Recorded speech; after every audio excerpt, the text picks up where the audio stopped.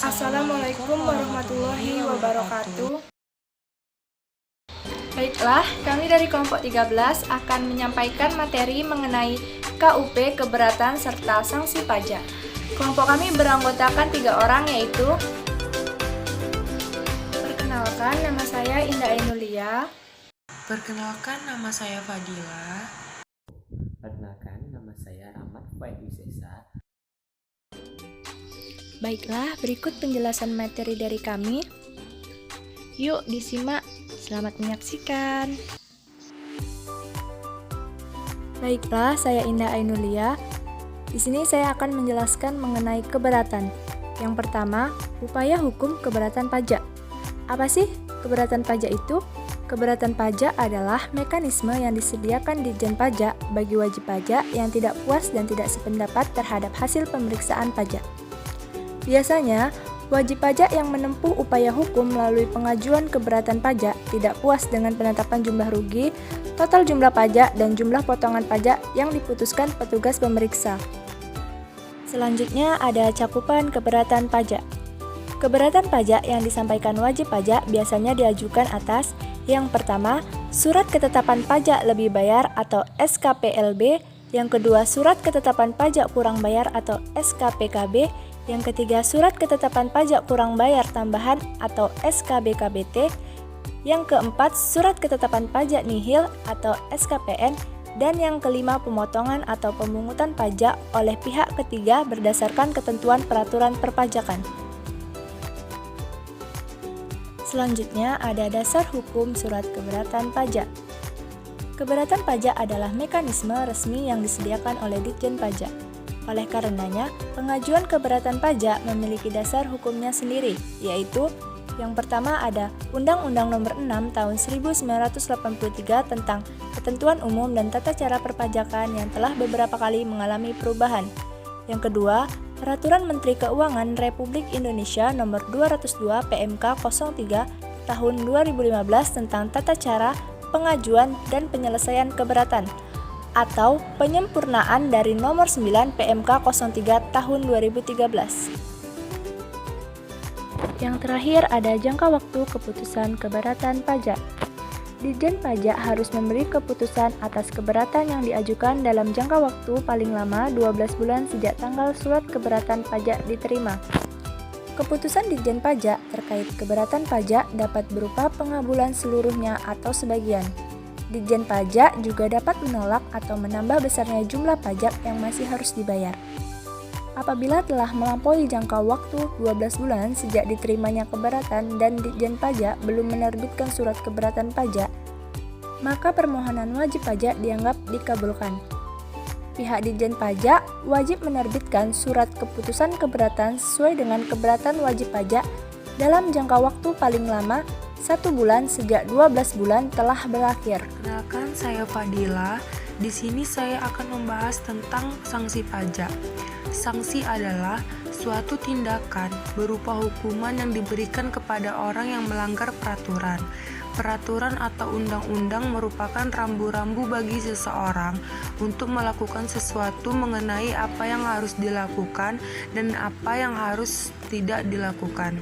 Sanksi diperlukan agar keperaturan atau undang-undang tidak dilanggar. Sanksi pajak merupakan jaminan bahwa ketentuan peraturan perundang-undangan, perpajakan atau norma perpajakan akan dituruti atau ditaati dan dipatuhi. Dengan kata lain, sanksi perpajakan merupakan alat pencegah agar wajib pajak tidak melanggar norma perpajakan. Jahjono tahun 2005, sanksi pajak adalah suatu tindakan yang diberikan kepada wajib pajak ataupun pejabat yang berhubungan dengan pajak yang melakukan pelanggaran baik secara sengaja maupun karena alpa. Sanksi perpajakan merupakan jaminan bahwa ketentuan peraturan perundang-undangan perpajakan akan dipatuhi. Dengan kata lain, sanksi perpajakan merupakan alat pencegah agar wajib pajak tidak melanggar norma perpajakan. Pengenaan sanksi perpajakan diperlakukan untuk menciptakan kepatuhan wajib pajak dalam melaksanakan kewajiban perpajakannya. Itulah sebabnya penting bagi bagi wajib pajak memahami sanksi-sanksi perpajakan sehingga mengetahui konsekuensi hukum dari apa yang dilakukan ataupun tidak dilakukan.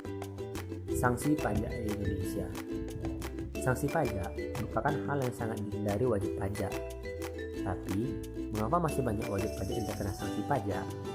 Nah, rupanya banyak wajib pajak yang tidak sadar bahwa mereka sering mengulang kesalahan yang sama saat menyelesaikan kewajiban perpajakan. Oleh sebab itu, untuk menghindari sanksi pajak, kita harus mengetahui apa saja kesalahan yang akan menimbulkan sanksi pajak. Nah, berikut ini contoh-contoh kesalahan tersebut.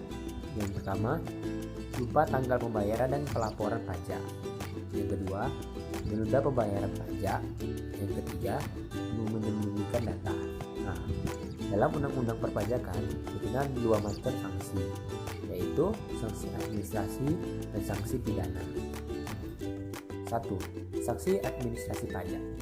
Sanksi administrasi adalah sanksi berupa pembayaran kerugian terhadap negara seperti denda, bunga, dan kenaikan. Adapun perbedaan antara denda, bunga, dan kenaikan dapat dilihat sebagai berikut. Sanksi pajak berupa denda ditujukan kepada pelanggaran yang berhubungan dengan kewajiban pelaporan. Besarannya pun bermacam-macam sesuai dengan aturan undang-undang. Seperti contohnya, telat menyampaikan SPT masa PPN, maka nominal denda yang dikenakan senilai 500.000. Sedangkan telat dalam menyampaikan SPT masa PPH, maka nominal denda yang dikenakan senilai Rp 1 juta rupiah untuk wajib pajak badan usaha dan Rp 100.000 untuk wajib pajak perorangan. Yang B. Sanksi bunga ditujukan kepada wajib pajak yang melakukan pelanggaran terkait kewajiban membayar pajak. Besarannya sudah ditentukan per bulan. Nah, contohnya seperti keterlambatan pembayaran pajak masa tahunan akan dikenakan sanksi pajak berupa bunga senilai 2% per bulan dari jumlah pajak terutang. Kekurangan pajak akibat penundaan SPT pun dikenakan sanksi berupa nilai bunga senilai 2% per bulan atas kekurangan pembayaran pajak. Mengangsur atau menunda pajak juga dikenakan bunga senilai 2% per bulan dengan ketentuan bagian dari bulan tetap dihitung penuh 1 bulan. Yang C. Sanksi kenaikan ditujukan kepada wajib pajak yang melakukan pelanggaran terkait dengan kewajiban yang diatur dalam material. Sanksi pajak ini berupa kenaikan jumlah pajak yang harus dibayar.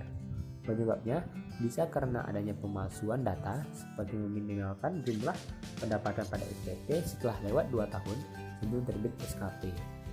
Sanksi kenaikan pajak besarannya adalah 50% dari pajak yang kurang dibayar.